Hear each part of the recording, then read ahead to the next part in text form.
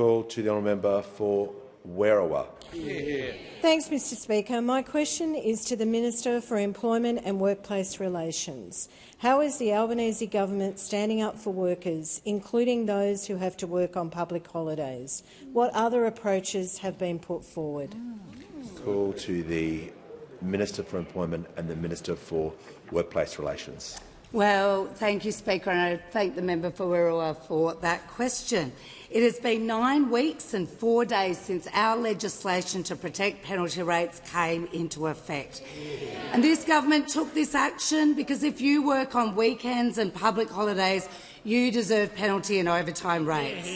And if you are one of the almost 6,000 award-reliant workers working in Victoria today, our legislation has protected your penalty rates because the Albanese Labor government backs low-paid workers. Now, Speaker, I'm asked how this compares to other approaches. Well, when our legislation was before the parliament, the coalition used every excuse to stand in the way of action to protect penalty rates. The Shadow Minister for Employment did not miss an opportunity to criticise our protections of penalty rates. He claimed it does nothing for workers. Of course, this is not a new position for the Shadow Minister. In 2017, he voted against protecting Sunday penalty rates in the parliament. But it does seem, Mr Speaker, that in the past few days the Shadow Minister has had a change of heart.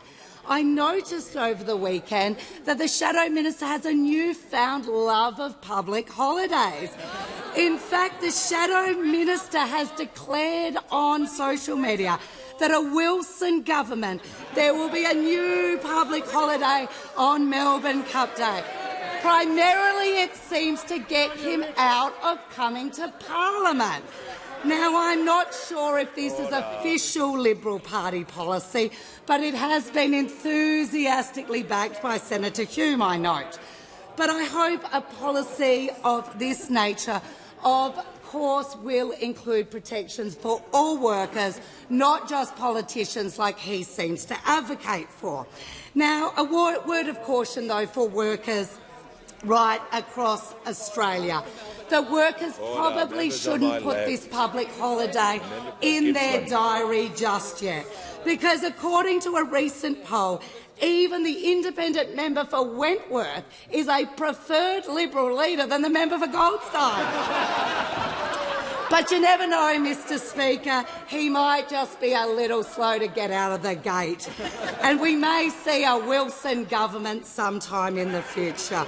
But of course, in all seriousness, Mr Speaker, it is incredibly disappointing that we see the coalition completely talking about themselves, which days they're going to have off. Of course, is it going to be the member for Farrer, the member for Canning, the member for Hume, or even the member for Goldstein that will lead this party? It's only our Labor government that will back Aussie workers.